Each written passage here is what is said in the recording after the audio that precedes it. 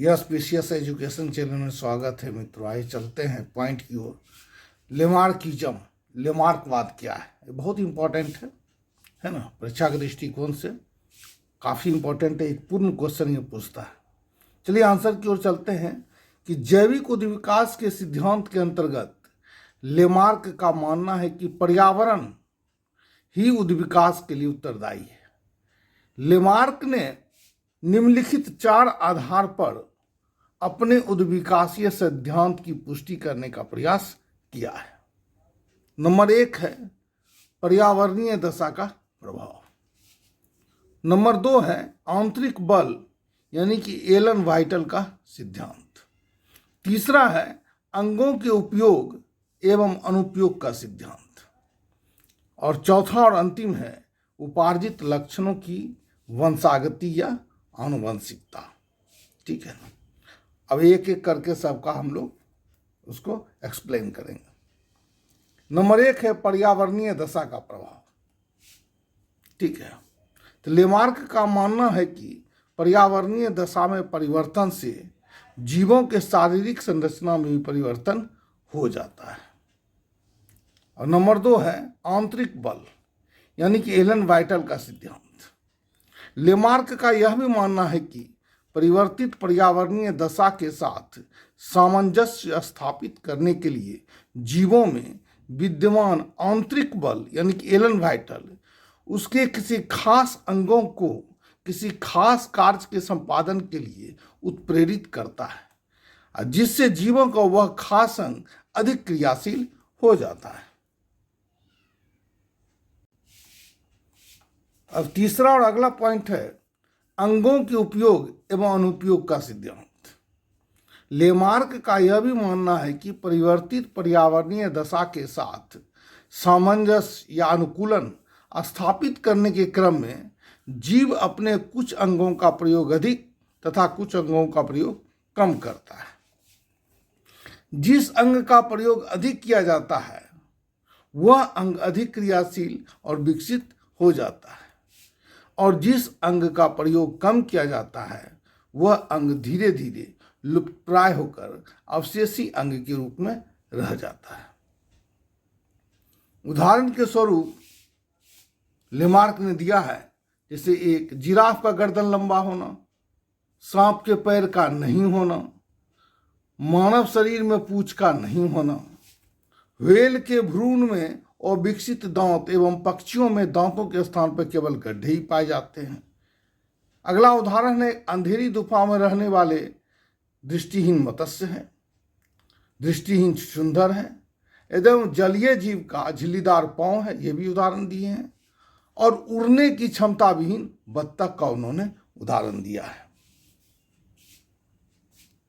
चलिए next page की ओर चलते हैं।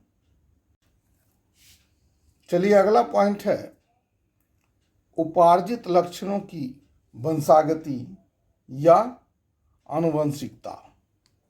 लेमार्क का यह भी मानना है कि परिवर्तित पर्यावरणीय दशा के साथ सामंजस्य या अनुकूलन स्थापित करने के क्रम में जीव अनेक प्रकार के गुण या लक्षण को उपार्जित करता है, और ये उपार्जित लक्षण आनुवंशिक रूप से एक पीढ़ी से दूसरे पीढ़ी में हस्तांतरित होता है, जिसे उपार्जित लक्षणों की वंशागति कहा जाता है। लेमार्क ने अपने उद्विकासीय सिद्धांत के समर्थन या पुष्टि के लिए निम्नलिखित उदाहरण प्रस्तुत किए। जिराफ का गर्दन लंबा होना, मानव में पूंछ का अभाव और सांप के पैर का नहीं होना। अब नंबर 1 है जिराफ का गर्दन लंबा होना। इस उदाहरण की ओर चलते हैं। लेमार्क ने अपने उद्विकासीय सिद्धांत की पुष्टि एवं समर्थन में जिराफ पर किए गए अवलोकन के आधार पर उन्होंने पाया कि जिराफ के पूर्वज पहले अफ्रीका के घने जंगल में रहते थे और जमीन पर उगी घास को खाते थे, परंतु पर्यावरणीय दशा में परिवर्तन के कारण जमीन पर पाए जाने वाले घास या पर्णपातें समाप्त हो गए और जिराफ को अपने भोजन की आवश्यकता की पूर्ति के लिए पेड़ों पर स्थित ऊंची पत्तियों को खाने के क्रम में उसे अपने गर्दन तथा अगले दोनों पैर को बार बार उठाना पड़ता था। परिणाम स्वरूप एक लंबे अंतराल के पश्चात उपार्जित लक्षणों की वंशागति के आधार पर आने वाले पीढ़ियों में जिराफ के गर्दन लंबा तथा अगले दोनों पैर भी लंबे होते गए। ठीक है, अगला पॉइंट उन्होंने दिया है कि मानव में पूंछ का अभाव। लेमार्क ने अपने एक पुस्तक में मानव को कपियों का उद्विकासीय स्वरूप माना है। लेमार्क ने माना कि परिवर्तित पर्यावरणीय दशा के साथ सामंजस्य या अनुकूलन स्थापित करने के क्रम में कपियों द्वारा अपने कुछ अंगों का प्रयोग अधिक तथा कुछ अंगों का प्रयोग कम किया जाने लगा, जिससे कुछ अंगों का विकास अधिक हो गया तथा कुछ अंग लुप्त प्राय हो गए।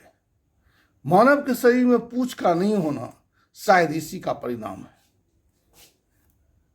तीसरा उदाहरण है सांप के पैर का नहीं होना।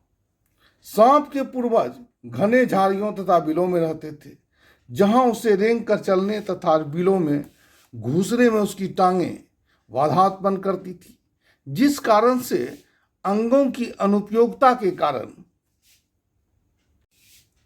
टांगें धीरे धीरे छोटी होकर लुप्तप्राय हो गई और कालांतर में उपार्जित लक्षणों की वंशागति के आधार पर आने वाले संतति में बिना टांग के ही पैर सांप होने लगे, है ना।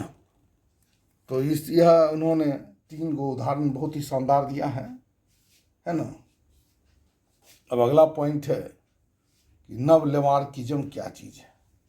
ठीक है, अगले क्लास में उस पर चर्चा करेंगे, है ना। इसके साथ ये क्लास समाप्त होता है। धन्यवाद।